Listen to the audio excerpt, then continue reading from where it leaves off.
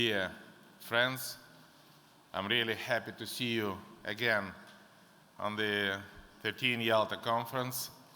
Dear ladies and gentlemen, that's a real great pleasure for me to open this year the 13th Yalta European Strategy meeting. Last year we discussed in this hall how the new Ukraine fate affect Europe and affect the world. I assume that many of those who were present, as well as the considerable number of the Western politicians and journalists, could hardly imagine how the world would like just in 1 year time since last conference. Burning conflict in the Middle East, large-scale Russian military exercise on the eastern NATO border, and continuation of the Russian aggression on the east of my country, on the Donbass, threatening the waves of migrants, escalation, the terrorism, blossom of populism and ultra-right extremism, large-scale targeted propaganda have become a characteristic of features of today. Democratic world is losing control over its own values. Russian propaganda does not only use weak spot of the West, it has sated that the West with its paranoid idea. It transformed the marginal stream into the mainstream. Russia tries to get into the head of the Western civilization. Euroscepticism, anti-Americanism, isolationism are destroying the current coordinate system of the Western civilization. Such concept as zone of influence is back again. And we should recognize that hundreds of millions of dollars are flowing to the West to support national egoism and interrogations fatigue, hatred, and intolerance. And I can say that I personally acquainted myself with the solid work of the Kremlin strategists concerning the realization of the next exit, bringing it to power to the new political project aimed to change pro-European political elites, undermine Western values, and ruin the unity of the European Union and transatlantic alliance. The result, a chance to build an alternative Europe, has turned up. Europe, which will build on egoism and populism and cynicism. With the election in the key European capitals, appearance of the entirely new Europe is really possible. And next month will become the true moment for the truth of the West. And already today, we need to prepare to these potential realities. That's why I can imagine Victor will start with such a negative prognosis. That's why he demonstrated us this picture. Believe me, I do not accept this future. It is simply impossible to be the president of the country in the state of war and not to be an optimist. You cannot win the battle. You cannot lead the people. And I wish that all the European leaders will remain optimists and work hard to defend the Europe. We're talking now not about defend of Ukraine, we're talking about defend of our common Europe. This is very simple. And we can win this battle only when we will be together. When I meet European leaders and ask, what are you looking from us? I think just two things. No money This is not the first urgent need. No weapons,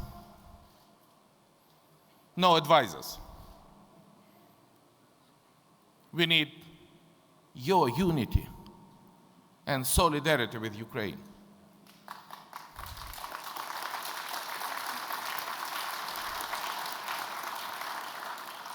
And really, it is a high time to understand that there is no more zone of comfort where one could hide from the modern shocks and challenges in today's globalized world. Its zone of conflict simply not exist. When one state attempts with impunity to appropriate part of the sovereign territory of another state, this has to be a challenge, a threat for all the other European states and for the whole global civilization. This is very simple. Otherwise, no one can guarantee that tomorrow someone does not try to do the same against every of you. Dear colleagues, 2.5 years we fight against Russian aggression, and the name of it is very simple. This is not a civil war. This is not a conflict in Ukraine. This is not anything else. This is just an aggression of the Russian Federation against sovereign and independent, free and democratic Ukraine. And we should use only that word. And from the perspectives of the past path, what we managed to succeed seem more evident. And the key achievement is stopping the war from the deeper penetrating to our Ukrainian territory. Again, the international solidarity provided by Ukrainian diplomacy protect us today from this deadly threat. And on the battlefield, we are nobly defended by the Ukrainian army that we are managed to restore literally on the march. Victor, this is not the state of Ukrainian army. The state of Ukrainian army, many Ukrainian and our foreign partners see on the military parade we demonstrated on the 25th anniversary of Ukrainian independence. And this is the new army we create just for the 2 years. And our new army is not the new tank, new artillery system, not new multi-rocket launch system. Our new army is a new Ukrainian soldier, very motivated, very patriotic, very professional, very young. Most of them was born after our independence and not infected by our Soviet past. They know what for they are fighting. They love their country and they love their people. Some of them speak in Russian. I give you the figures. Most of them speak in Russian. But with the weapons in the hands, they defend our sovereignty, our freedom, and our democracy. No, sorry, this is not true. Not our Ukrainian, but our European. And this is the battlefield.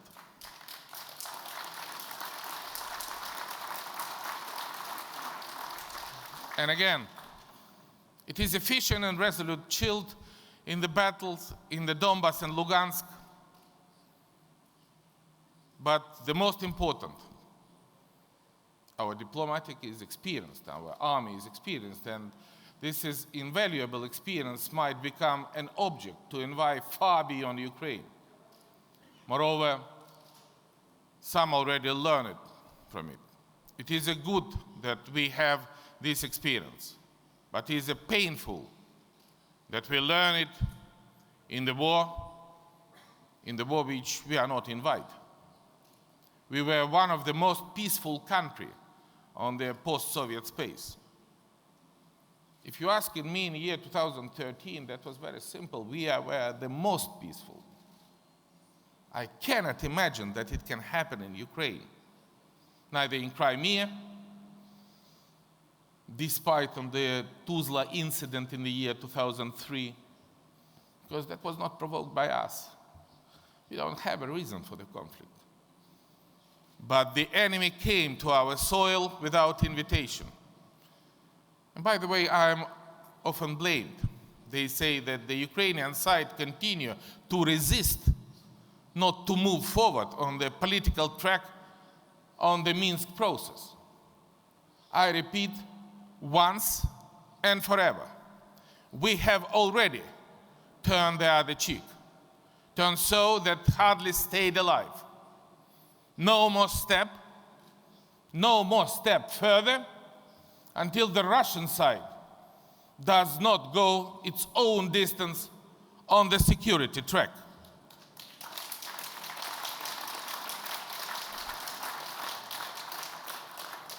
It is in the security sphere where the key to peaceful settlement in Donbas hides today.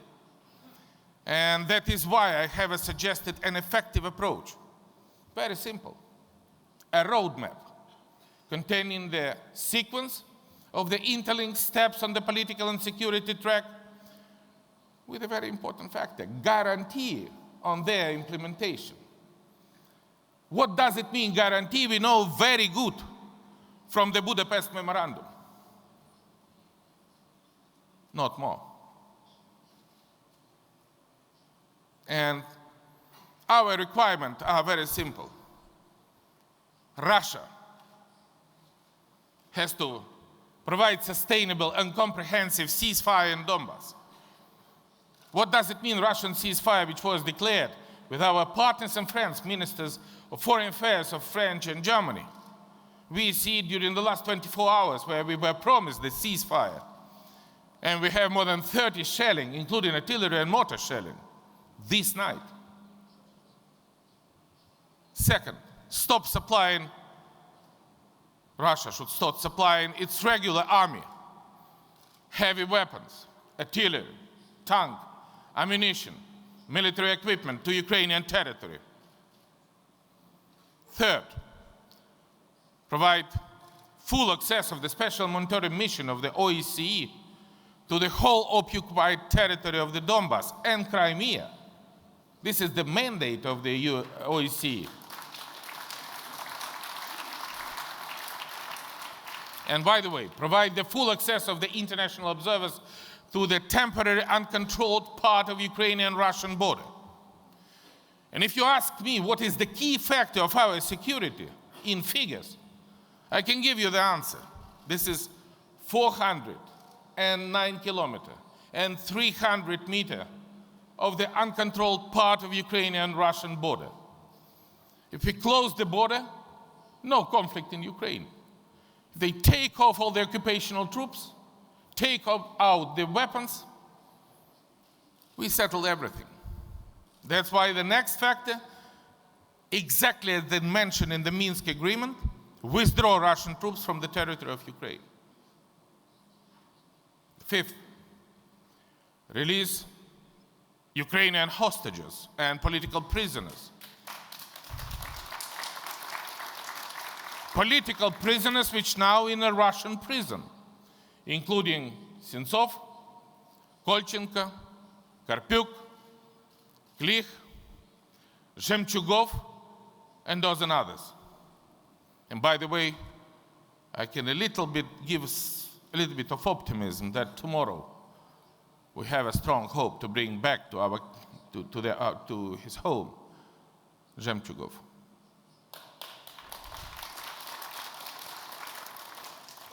And this is what the Russian side continues to oppose, trying to prove that Ukraine allegedly does not implement the political part of the Minsk. Again, this is not true. Contrary to Kreml, Ukraine implements our commitment. Just absolutely contract track. I explained to you about the security track, which is directly mentioned in the Minsk agreement that should be implemented the first. And political track, Ukrainian side, first adopted the law on the special order on the local self-government in a certain area of Donetsk and Lugansk region. It's already happened, and I thank the Ukrainian parliament. Second, passed the law on amnesty. Third, adopted the legislative act which enlists area that fall within the notion certain area of Donetsk and Lugansk region. We adopted the amendments of the Constitution of Ukraine on decentralization in the first reading. And fifth, work out with our international partners, including our partners on the Normandy format, ODIHR-EC, Venice Commission Council of Europe, the modality of the local election in the Donbass, which should happen after the implementation of the security condition. Not just a ceasefire, but exactly what I mentioned. And saying, in other words, the Ukrainian side demonstrated the goodwill, responsibility, and make absolutely clear steps aimed to the peaceful settlement. And what does Russia do in response? The answer is very simple. Zero. Absolutely nothing. And in addition, it tried to shift the blame on somebody else. Therefore, we will not be driving into the trap of political trap priority of the Minsk agreement. We will not. And all this is nothing else but the tactics of the political manipulation at the table of negotiation and controlled aggression on the battlefield when needed. Repeatedly demonstrated by Russia now. And by the way, Russia demonstrated it not only in Ukraine. You see Middle East, you see other regions. Beforehand, you see Transnistria, Abkhazia, Ossetia, and many other reasons. Could you find any happy person who would be, among the simple people, who would be happy in Transnistria, in Ossetia, or in Donetsk? And my message is, we should work hard to bring back Ukrainian sovereignty, Ukrainian flag, back to the Crimea, and back to Lugansk, and back to Donetsk.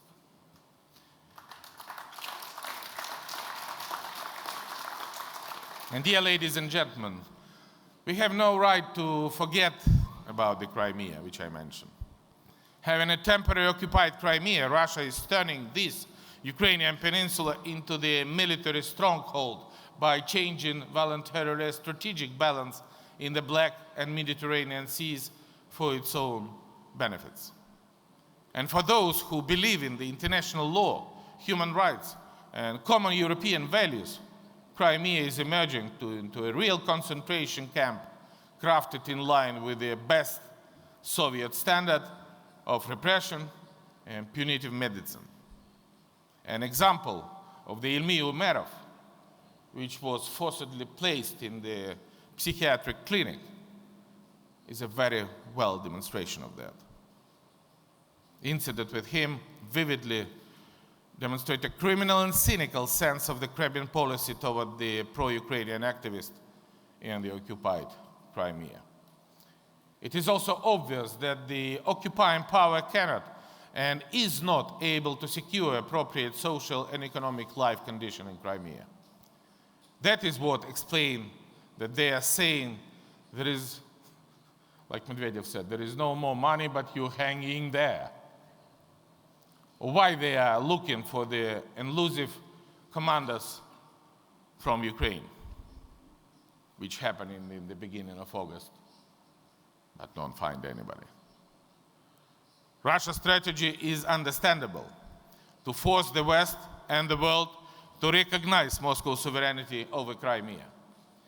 And we are even told that the Crimean issue is over and done. From the perspective of the international law, actually, it has never been opened. Crimea is Ukraine by right. And on the other hand, the issue of bringing the perpetrator of the international law to justice is still pending. Unfortunately, Kremlin keeps denying its crime. That is why we have to preserve our unity, as well as the to activate all the possible international mechanisms to deoccupy the Crimea. The UN General Assembly, which has got started these days in New York, has also to say its word in this regard. And we in Ukraine count on the international support for the new Ukrainian initiative on the adoption of the UN General Assembly resolution on the human rights violation in Crimea that is a part of our general deoccupation policy. And we count on your support in New York. Its key purpose is to ensure that the price of the temporary occupied would rise, so as they keep illegally usurped in the hands, in reality cynically stolen, would be for the aggressor so unbearably painful as to hold Donbass inflamed coal. And I have already told, and I would like to state it here once again, it might be time to respond to Russia's impudence on the occupied terrorists, including towards the Crimean Tatar. This demands the introduction of the additional sectoral sanction. Because without sanction, we have nothing to talk about. We're not waiting the NATO soldiers. We're even defending ourselves with our own weapons. But the solidarity means sanction because this is the only mechanism to keep Putin at the table of negotiation. And we count on that. Because when we're talking about the sanction, we're not talking about just the Minsk agreement. If sanction would be softening or lifting, does Russia gone from Ukraine? From Donbass or from Crimea? Does they withdraw their troops? Does they release the political prisoners? Does they cooperate with the OSCE? Does Russia do anything to explain your own people why we're lifting the sanction? Believe me, no explanation. And again, this is the step for our future, European future, not the step for Ukraine. And in view of this, an updated version of the Jackson-Vanik amendments would not be amiss. I was the person who asked in the American Congress to leave the Jackson-Vanik amendments against Ukraine. Now it's a high time to introduce it against Russia. In fact, suffering of the Ukrainian citizens have stopped long ago to be a responsibility of the certain individuals. This is a systemic problem of the regime created by Kremlin in Russia. And that is why not only the certain individuals have to bear responsibility for the committed crimes, but also the regime as a whole. Moscow has to realize that the price of such violation will only increase. Relevant expert consultation with our partners are already underway.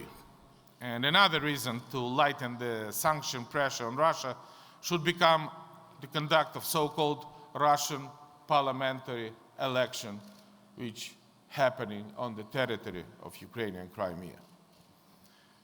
Ukraine's position is clear. We do not recognize the legitimacy of the Russian election on the occupied territory. And those who will elect it in Russia State Duma from Crimea stand in the election of prepare this charade are buying the member card in a sanction club. Welcome to the sanction club, gentlemen and ladies.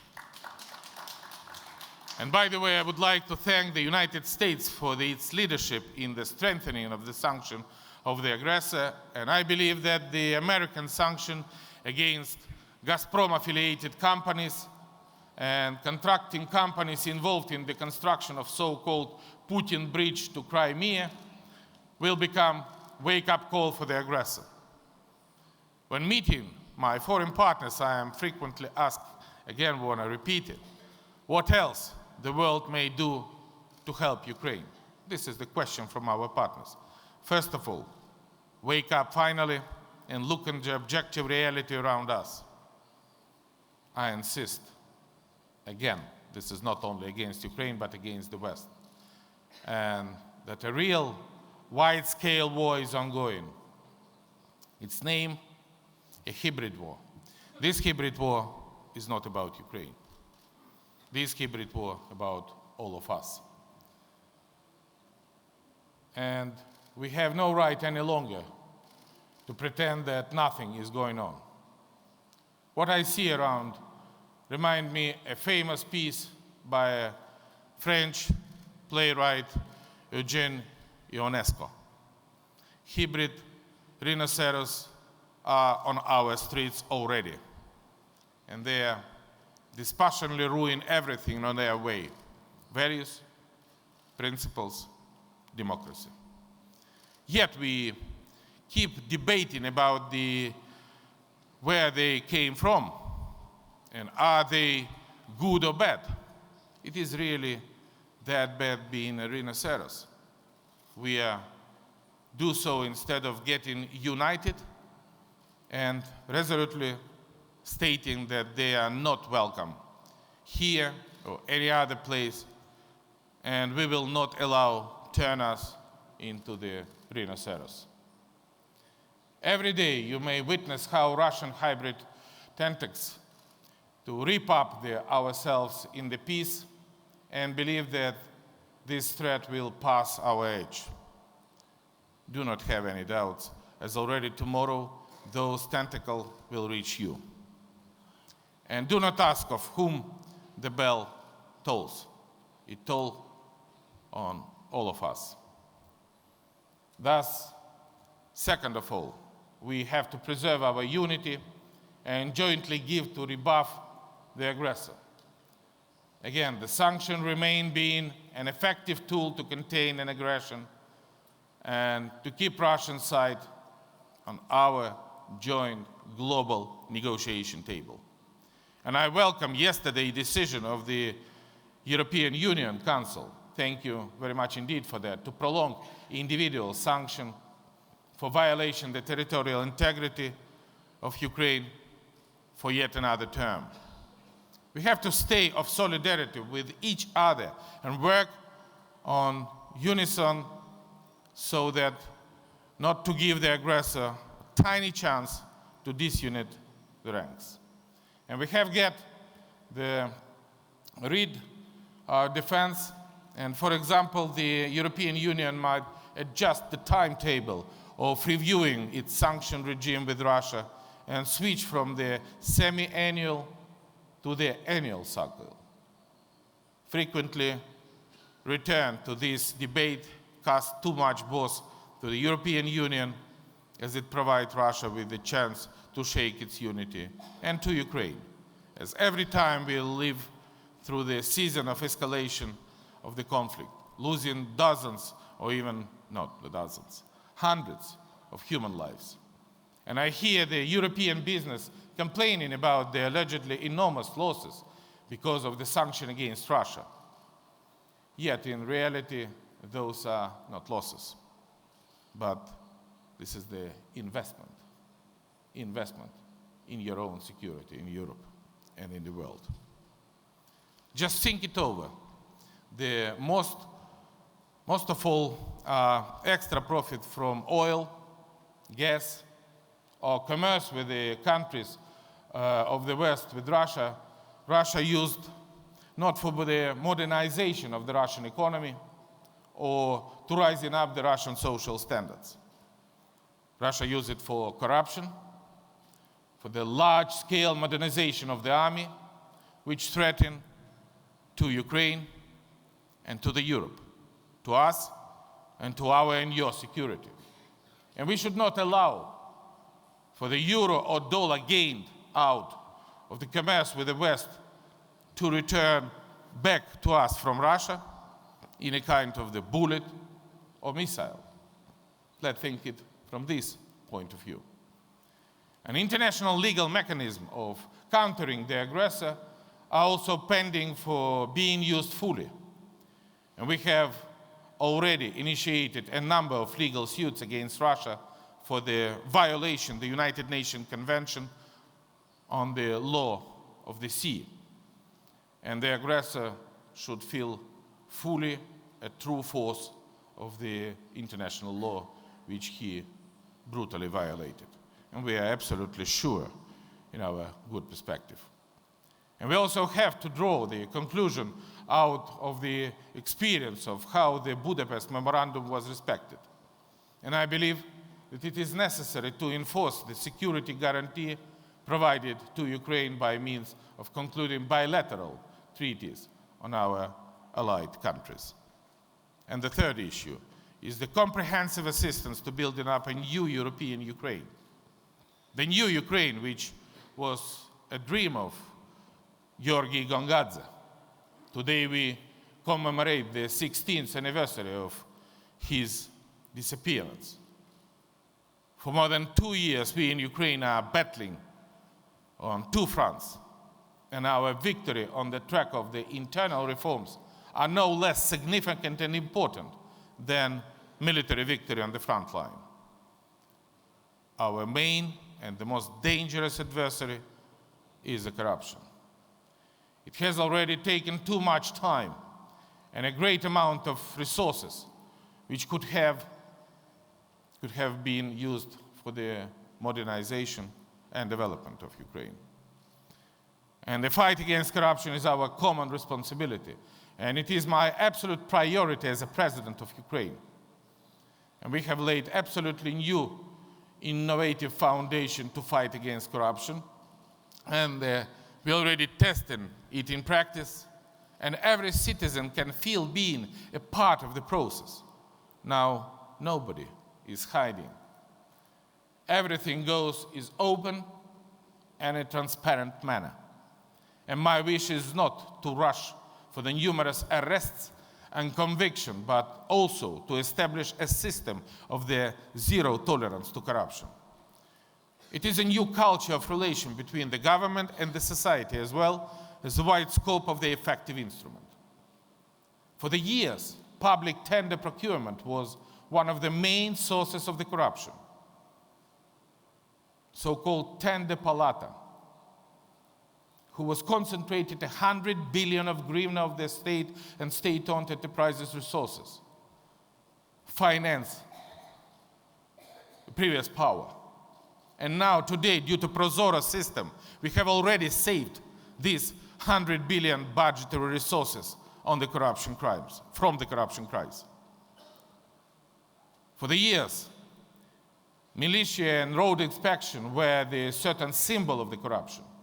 Today, due to the new patrol police which were created with the assistance of our American and European friends, our roads is cleansed from the corruption officers and restore the public trust to the new law enforcement institution.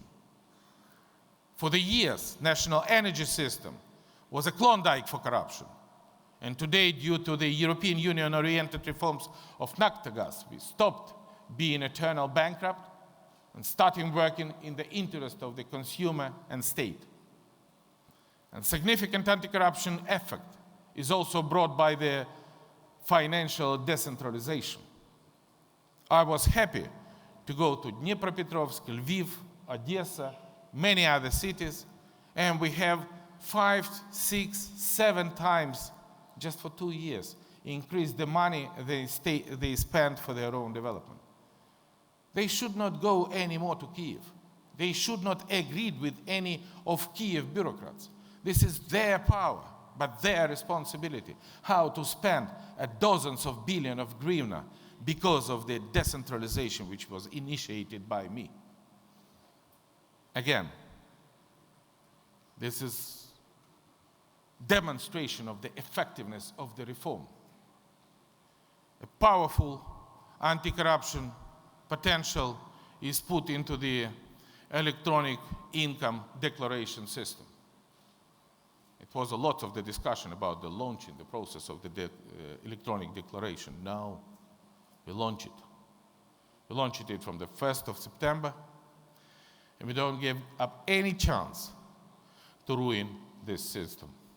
This is our efforts to demonstrate the transparency and responsibility, no matter you are member of government, member of parliament, or anybody else. We think that the very important step is judicial system. It is a last bastion for corruption. And I want to thank the parliament and political forces who support my proposal to the constitutional changes on the constitutional reform. We have done this constitutional reform in the parliament, and right now, on the 30th of September, the new constitution comes in force, and we're launching the enormous process. We will not eliminate the corruption in Ukraine till we clean the court from the corrupted judge and from those who are guided not by spirit of Themis, the goddess of justice, but the spirit of the silver coins. And I believe that the constitutional amendments of judiciary, we will establish the new independent High Court of Justice and will make a Ukrainian judiciary much more healthy. Can you imagine that the 200 new, clean, professional judges at the same time will appear in the Supreme Court of Ukraine? And we remove all the previous High Court. And when we're talking with our American, British, or European colleagues, I was happy that we will have a very fruitful cooperation, both on the testing of the new candidate, both of the anti-corruption procedure, on the training process for creation the new court. Really, it is unlikely that any other country will dare to reload fully the high judicial level in such a short period of time as half a year. And it is very important that our assessment of the progress and the strategic to fight the corruption are shared and supported by our international partners. And it is acknowledgement, by the way, it is very strongly connected with the today Yalta conference, that the day before yesterday decision of the board of the International Monetary Fund for giving up the tranche on the 14th of September regarding the continuation of the program of cooperation with Ukraine and the allocation of the additional volume of financial assistance. This is the international quality standard and the recognition of the effective work of the Ukrainian authorities on the path of the reform. Beforehand and now, this is a green light for the investor to come to Ukraine. We are successfully cooperating with the IMF, and this is the firm evidence of them. And also, this is the message into Ukrainian society that international community trust Ukraine, stand shoulder to shoulder with us, and support on the way of the important transformation and macroeconomic growth in this difficult time. Because each billion, it is a new working places, new opportunities for the socio-economic growth, and I hope soon in the European Union they will be also say that their word in support of Ukraine after we vote in the regulator law in our parliament. The macro-financial assistance from the European Union will appear within the next days or weeks. I think this is a very important that the association agreement is overdue for ratification. This is very important that visa liberalization, which Ukraine has earned by the right and justice. I just want to remind that we implemented 144 visa liberalization criteria. We have a report of the assessment mission. I want to thank the representative of the European Commission for the legislative proposal they introduced, and I hope that at the beginning of October, the European Parliament will vote and then we have a decision of European Council. This decision to grant visa-free regime to Ukraine is not only the confirmation of the prevalence of the common values over the mercantile interest, but also as an element of the peaceful settlement in Donbass and deoccupying Crimea. Dear ladies and gentlemen, we count on the continuous, sincere, and committed support for our partners in our efforts toward achieving peace and comprehensive transformation. I would like to emphasize that our Unity and Resolve Act are the only rescue mode in the face of the storm of changes. And we have to protect selflessly the vital truth, aspiration to live in peace and safely, to respect common democratic values, and to pave the way of a progressive development and modernization. Our peaceful future depends on the genuine leadership, hard but necessary decision, our solidarity, respect, and mutual support. And this is not an answer to the question what we Europeans want. This is the answer to the question who we are. And I wish you, Victor, and all the participants fruitful discussion. And here in Yalta Conference, which also play a very important role for our moving to Europe. Good luck to the Yalta Conference, and thank you for your attention, and glory to Ukraine.